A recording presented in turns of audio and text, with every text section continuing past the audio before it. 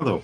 Uh, it's Tony Marino, returning again to speak with you about parent education. I've had the great privilege of coming to you a few times before for the 21st Century program, and typically we've been talking about material out of Active Parenting, Fourth Edition by Michael Popkin, and the corresponding workbook. And I'm hoping that each of you have a copy of these so that when we start to talk about the exercises towards the end today, um, after about 10 minutes or so, that you'll have that corresponding workbook and be able to turn to that. Uh, There'll be a PowerPoint presentation where you'll be able to look on as well.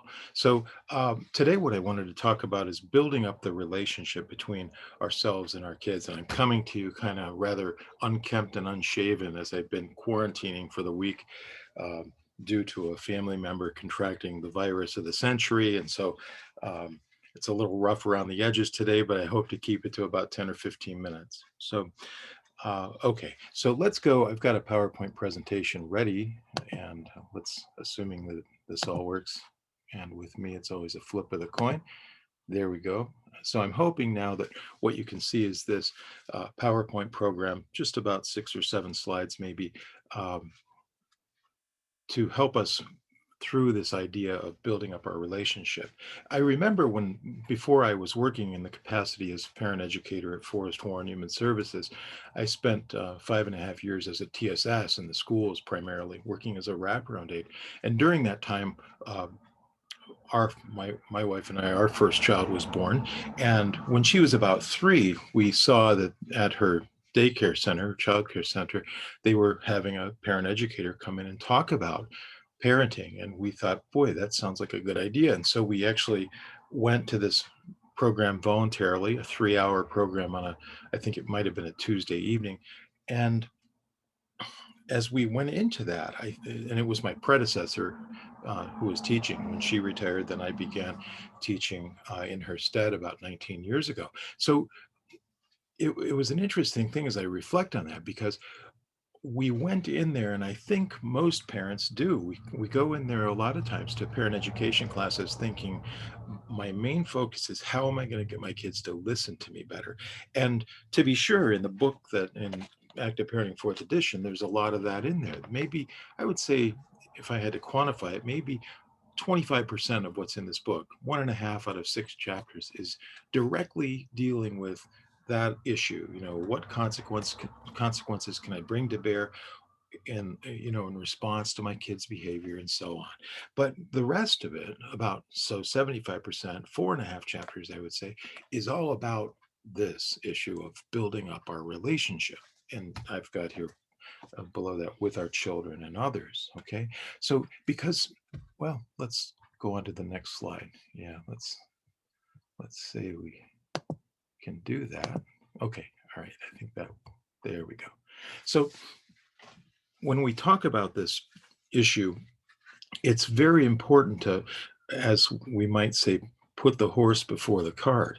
And so I have this saying at the top of this second slide that I know you've heard from me before.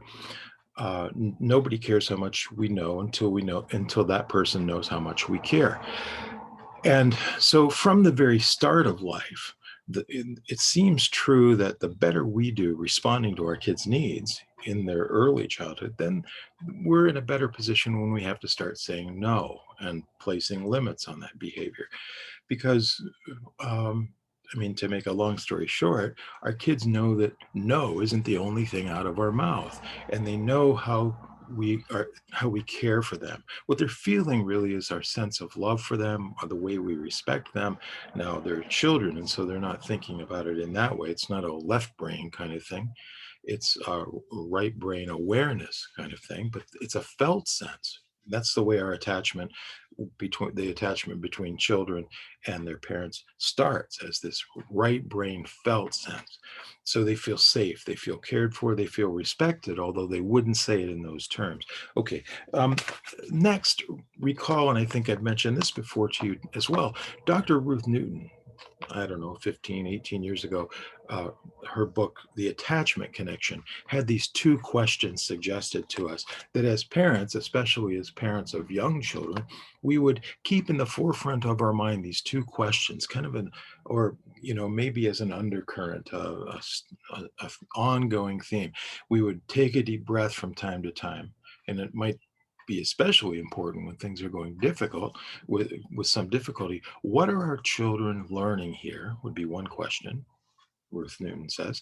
And the other would be whose needs are being met. Because when we're struggling, what happens is our kids are learning things that we don't really intend for them to learn from us. It's not our mission, so to speak. And and then when it comes to whose needs are being met, maybe we're meeting ours better than we're meeting theirs. Or maybe we have to do a better job meeting ours so that we can better meet theirs, which was kind of the subject of our last conversation.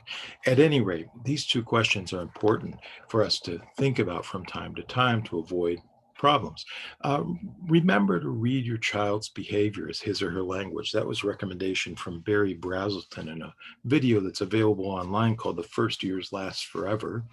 I would heartily recommend it to anyone. It's a little bit dated. It's from the early 2000s, I think. And yet the recommendations in it and the teaching in it is remarkable.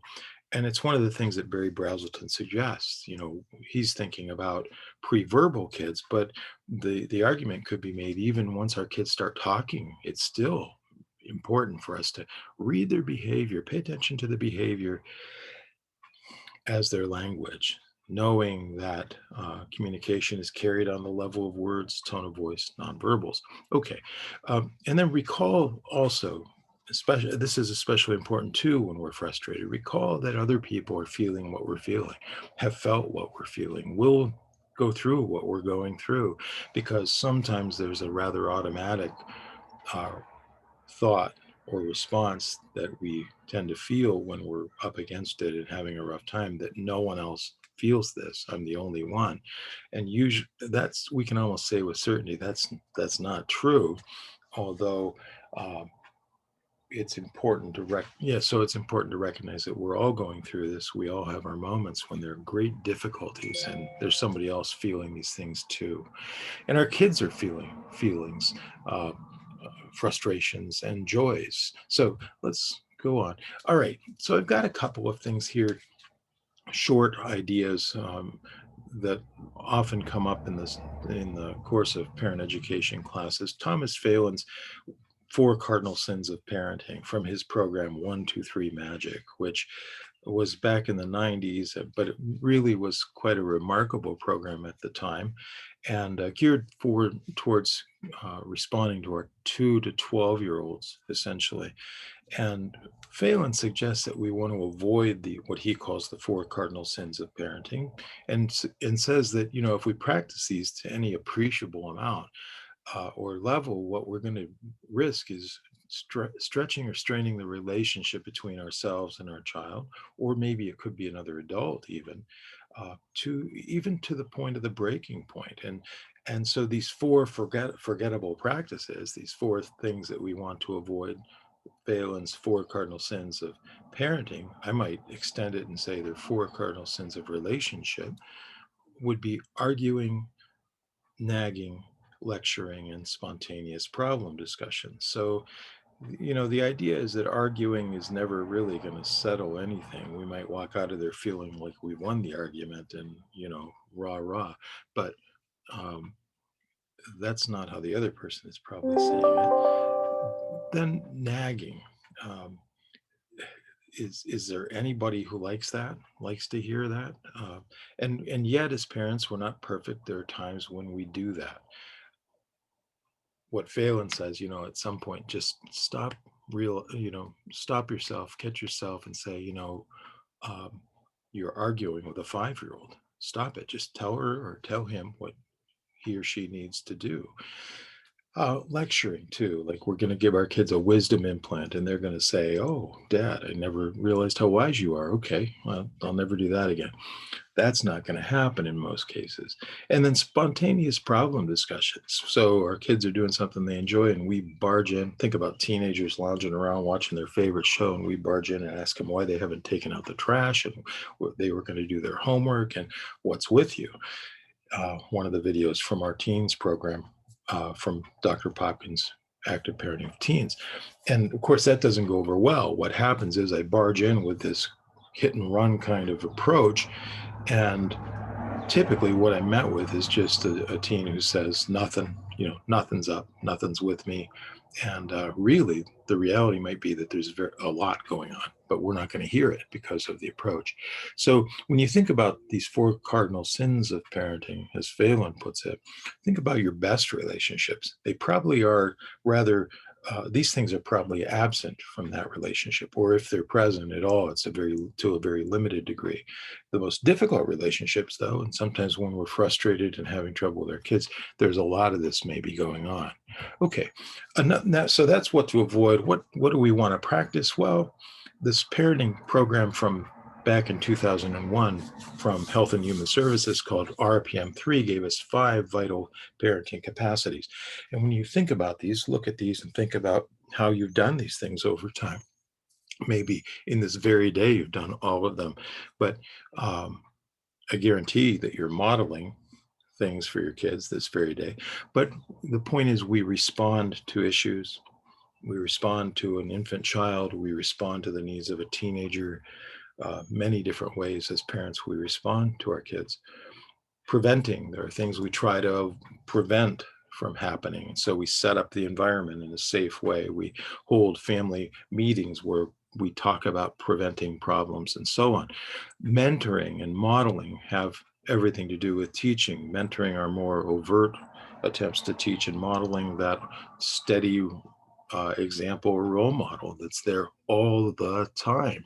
And then monitoring, which from my perspective is the most important of all, because there's a sense in which if I don't observe, watch, if I'm not mindful and monitoring the situation, there's a sense in which I don't really know how to do some of these other things very well. How do I need to respond if I'm not monitoring? So, okay, these things, what to do. Now, what I've done is taken some character traits that are important for Dr. Popkins' program that we talk about in some detail in the classes, the actual 10 to 12 hour class, Active Parenting. And these are throughout the textbook that you have and in the workbook. And we're going to look a little bit at respect in a minute. But what I've got written at the top here, R2C2SE, another acronym. So the 2 R's are respect and responsibility. Responsibility, for years, parents would come to the teens class before we started teaching Dr. Popkins' program and would say, how do I get my teen to be more responsible? And my typical quick reaction was hold them accountable. Now that can be easier said than done, but in other words, consequences are going to be important. They make choices, engage in behavior. Responsibility equals C plus C is in the textbook. Responsibility equals choices plus consequences. Cooperation, we looked at that in conjunction with effective communication earlier, one of the earlier discussions. Courage. So I think of the serenity prayer of Reinhold Niebuhr, God grant me the serenity to accept the things I cannot change, the courage to change what I can, and the wisdom to be able to tell the one from the other. So we get those mixed up when we're not at our best. And then self-esteem. And I want my kids to feel a self-respect and a valuing of themselves, but I also want them to feel that same thing for other people and for their parents and so on. So, okay, R2, C2, SE, respect, responsibility, cooperation, courage, self-esteem. So, very good. What we're going to do is take a look at page 9, I think it is, in your workbook. Let's see if that's right. And so page 9, yes. Yeah, active parenting and you, mutual respect. So we're going to look at it on the screen here, but these are taken right from the workbook. And they have to do with the practice of respect and how that's played a part in our life. So the first question is, describe one particular experience from your childhood when an adult treated you disrespectfully. And then what we're doing is thinking about, how did that encounter make us feel? And what did we do later as a result of that? Maybe later that day, or maybe even years from then, if it was a really impactful um, interaction. So I don't know about you, but one of the things I can think about, I was in first grade at the old McClintock. It's now the McClintock EOC, but that back years ago, that was the local elementary school for kids on the west side. And I was one of those kids. So we're looking at the mid 60s, I guess, if I'm 6 years old and in first grade. And our teacher was not always the most compassionate person on the planet at that time.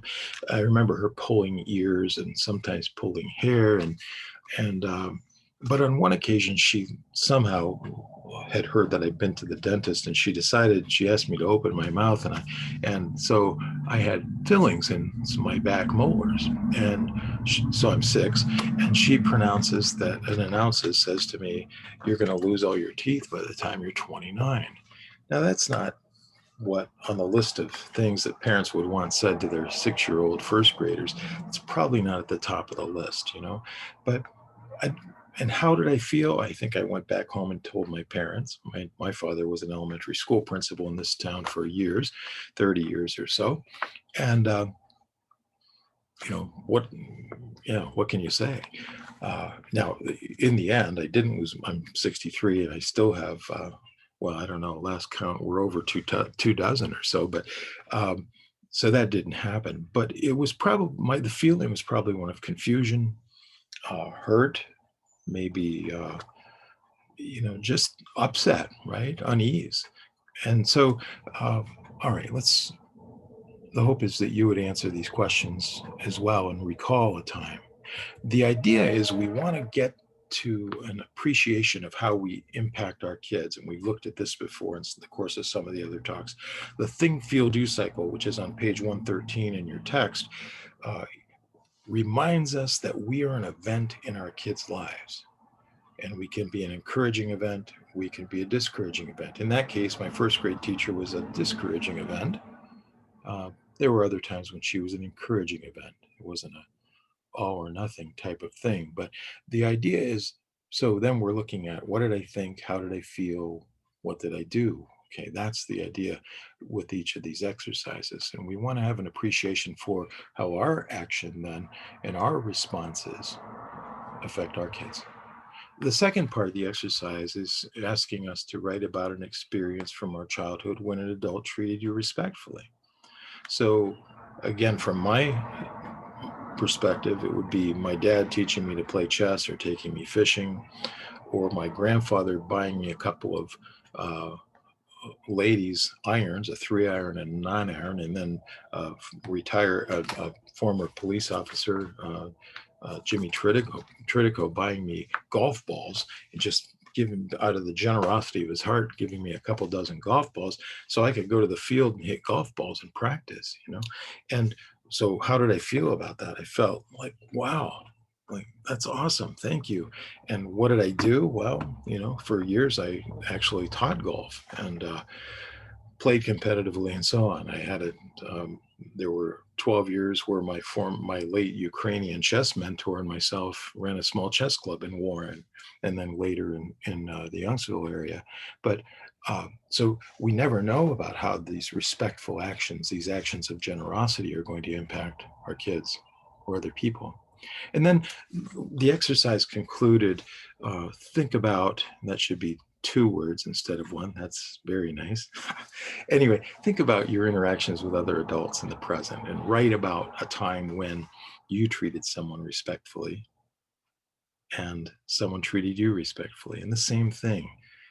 How did that make you feel? What did you do? Or what did that other person do?